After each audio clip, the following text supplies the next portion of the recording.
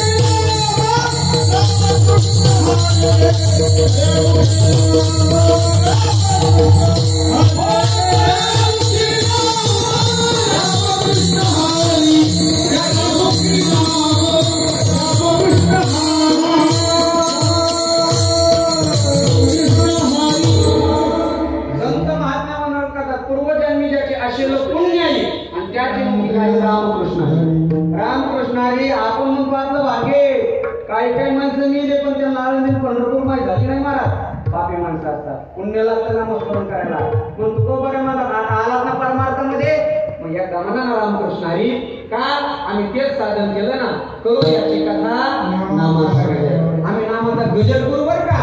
मग हे दोन असे उपाय आहेत. त्या उपायाने दुसरं एक काम होतं ना, काय होतं, आम्हा संसार काही काही काय करणार आहे. आता संसारचं दुःख प्रपंचामध्ये दुःख असतं नाही असं नाही. आता प्रत्येक आता तुमचा असो की माझा असो, कुणाचा असो द्या महाराज, भानगड खटखटी भांडणं तणणं होतच असतात ना. काय का नाही भाऊ होतात का नाही, झोपली का बाबा नाही ना, होतच असतात. होतात का नाही, खरं सांगा बाबा होतात का नाही. किती वय झालं बाबा दादा, 50 हा 63. खरं सांगा बरं, बायकोचे तुमची एकदा तरी भांडण झाली का कीर्तनामध्ये महाराज वाटताना कोणीच बोलत नसतात.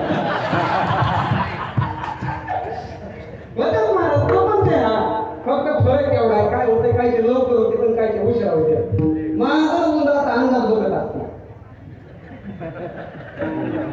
म्हणून माझं काय करते, उंदराचा अंदाज बघते हे उंदीर किती तापड आहे. काय काय मांजरी लवकरच बघते पण काय हे मी मागितलं उंदराचं सांगत.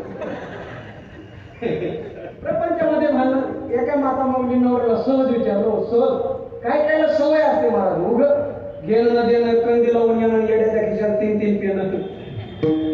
एका माता माऊली नवऱ्याला सहज विचारलं, म्हणजे होय होय. हे म्हटला काय, ते म्हणले तुम्हाला झाडं करता येतं का. ते म्हणलं नाही बा. ते म्हणते काय हो, तुमच्यापेक्षा माकडं बरे भरा भरा भरा झाडं करते. त्याला असला राग आला महाराज. त्यांनी 15 दिवस प्रॅक्टिस केली. कशाची, झाडं करण्याची. 15 दिवस प्रॅक्टिस केली. 15व्या दिवशी बायको जवळ गेला, मला हे मला आता असं भरभरा झाडं करता येतं. ते म्हणजे मग माकडाचा तुमच्यात काय फरक आहे.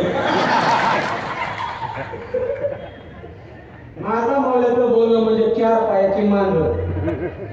ती कशी फेका पायावरच पडतो. आज माझा मित्र आहे बरं का, घरचे म्हणून सांगतो, त्याचं लग्न झालं. त्याचा असा कडक स्वभाव. ते बाजूला दम द्यायचं लग्न झाल्यापासून. म्हणजे उद्या लांब जायचंय आणि थंडीचे दिवस जर सकाळ 5 वाजता उठून आंघोळीला गरम पाणी नाही ना टाकलं, माझा भरवसाच नाही मी काय करीन ते. आपलं सांगता येत नाही मला मी काय करीन ते.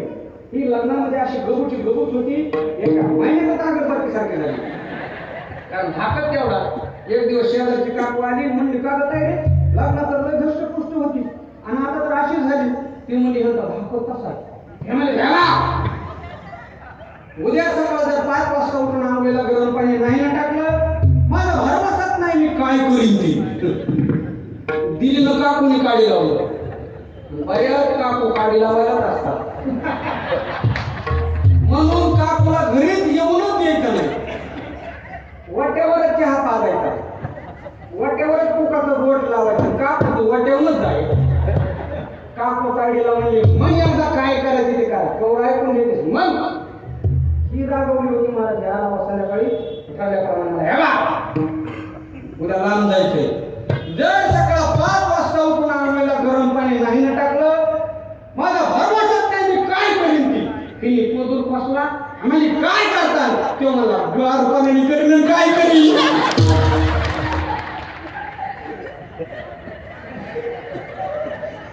त्याच्यापेक्षा काय करू शकतो. त्याच्याचे बरेच माणसं गार पाण्याने करते पण मला नाव माहित नाही. अरे महाराज त्याचे बरेच करते, फक्त ह्याचा फरक एवढा आहे, अरेंज मॅरेज केलेले घरी करते, लव्ह मॅरेज केलेले उल्हास नदीला जाते. प्रपंच लागा. प्रपंचामध्ये दुःख कष्ट असतात म्हणून सोडून द्यायचं का नाही ना. माऊलीने सांगितलं सुखे करावा संसार, आनंदाने करा, सुखाने करा, पण सुखाने होईल कसा म्हणून तरी साधन आहे. त्याची कथा आणि त्याचं नामस्मरण. पण ऐका बरं का, कुठलाही डॉक्टर असला रोग जाण्यासाठी औषध देतो. औषध देतो डॉक्टर.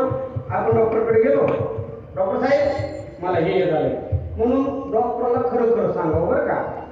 डॉक्टर साहेब मला हे झालंय. मग डॉक्टर म्हणतो एक काम करा, त्या गोळ्या घ्या. गोळ्या ह्या 2 गोळ्या सकाळी, ह्या 2 गोळ्या संध्याकाळी. पण ऐका, ह्या गोळ्याचा रिझल्ट तुम्हाला तेव्हाच लागल जेव्हा तुम्ही पथ्य पाळता. पथ्य जर पाळले नाही, गोळ्या खाऊन का उपयोग आहे का? नाही. तुकोबाराने सुद्धा 2 गोळ्या दिल्या. पहिली गोळी दिली कथेची आणि दुसरी गोळी दिली नामस्मरणाची. पण याच्यावर तर पथ्य अभंगाच्या दुसऱ्याच्या